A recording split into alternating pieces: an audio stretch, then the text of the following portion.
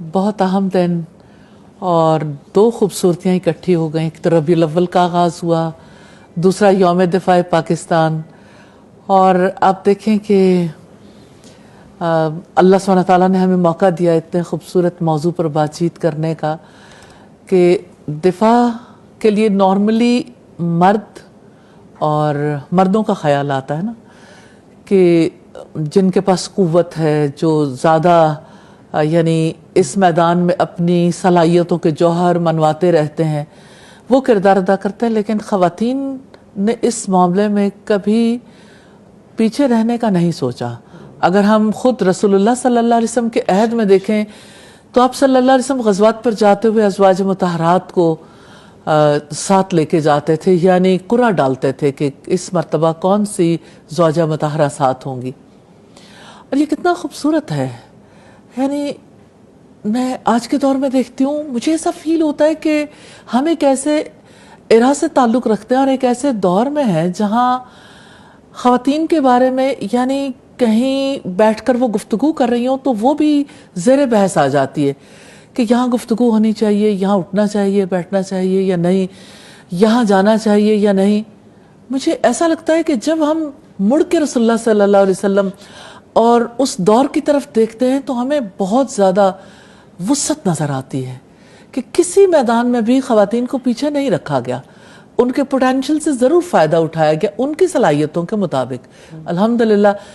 تو مجھے ایسا فیل ہوتا ہے کہ میدان جنگ میں جانا ہی بڑے دل گردے کا کام ہے, کیونکہ میدان جنگ میں کوئی عام حالات تو ہوتے نہیں ہیں اور یہ بہت بڑی ٹریننگ ہے. آج میں جب دیکھتی ہوں بچیوں کو کاکروچ سے ڈرتے ہوئے اور چھپکلیوں سے ڈرتے ہوئے, اور پھر اسی طرح سے چھوٹی چھوٹی چیزوں کا خوف ہے, کہیں گھوسٹ کا خوف ہے, کہیں کسی اور چیز کا خوف ہے, ہر وقت ایک فیئر کی فضا میں رہتے ہوئے بچے بھی بچیاں بھی پروان چڑھ رہے ہیں. تو اور خوف بٹھایا بھی جاتا ہے. مجھے لگتا ہے کہ جیسے اس دور کا سب سے اہم ٹول خوف ہے, تو خوف کو دور کرنے کے لیے غزوات نے کتنا اہم کردار ادا کیا.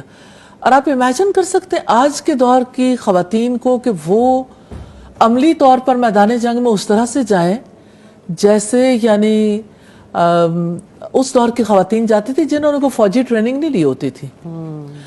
فوجی ٹریننگ جب ہوتی ہے نا, جو باقاعدہ طور پر اس شعبے کو جوائن کرتی ہیں, ظاہر ہے ان کی تو ٹریننگ اور نوعیت کی ہوتی ہے, تو ان کی تو کوئی ایسی ٹریننگ نہیں تھی. پھر وہاں کیا ٹریننگ تھی جس کی وجہ سے ان کے اندر جرت تھی, بہادری تھی, دلیری تھی. یعنی اگر آپ دیکھیں تو بہرحال بے خوف ہو کے نکلنا اور پھر اپنے سامنے وہ سب کچھ دیکھنا. اور آج کا دور تو تھوڑا سا ڈیفرنٹ وار ٹیکنالوجی ہے نا, لیکن اس دور میں کس طرح سے یعنی تلوار کے ساتھ جو مقابلے ہوتے تھے اور کیسے گردنیں کٹ کٹ کے گرتی تھیں, لہو بہتا تھا, اور کہیں اعضاء کٹ کے گر رہے ہیں, کہیں مسئلہ ہو رہا ہے, لاشیں جو ہیں وہ بچھی ہوئی ہیں, اور زخمیوں کا بنیادی کردار تھا. اور آپ دیکھیں کہ زخمی ہے اور میدان جنگ کے زخمی ایک دوسرے کے اوپر پڑے ہوئے ہیں, اور کبھی ایک کی جان نکلتی ہے, دوسرے کی جان نکلتی ہے. ایسی جگہ پر ہونا بذات خود بہت بڑی بات ہے. تو یہ اللہ سبحانہ تعالیٰ کا دیا وہ بہت بڑا چانس ہے. اور آپ صلی اللہ علیہ وسلم کی بہت بڑی یعنی وسعت نظری, وسعت قلبی بھی ہے کہ آپ نے اتنے بڑے مواقع دیے خواتین کو اپنے ساتھ جانے کے بھی. اور خواتین کا ان کی ایمانی قوت دیکھیے, اس ایمان نے انہیں کس درجے پہ پہنچا دیا تھا اللہ سبحانہ تعالیٰ کی ذات پر یقین نے, اور آخرت میں اجر پانے کے حوالے سے جو ان کا یقین تھا نا, وہ انہیں کہاں لے گیا کہ شہادت کا شوق صرف مردوں کو نہیں تھا, خواتین کو بھی تھا.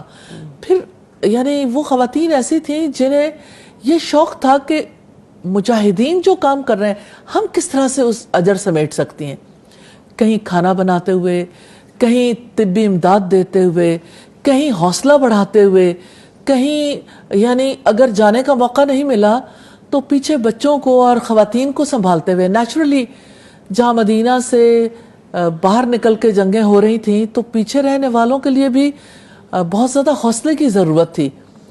تو کسی میدان میں خواتین نے کمزوری نہیں دکھائی, حوصلہ اور ایمان کی مضبوطی اور ان کا اللہ سبحانہ تعالیٰ پر توکل اور ان کی دعائیں اور ان کا عملی طور پر میدان جنگ میں شریک ہونا, یعنی ام سلیم پانی بھر بھر کے زخمیوں کو پلا رہی تھیں اور ان کے تھوڑا سا جو ہے وہ ڈریس جو وہ پہنتی ہیں اونچا ہو گیا ٹخنوں سے، تو لوگوں نے کہا کہ یہ کیا ہے؟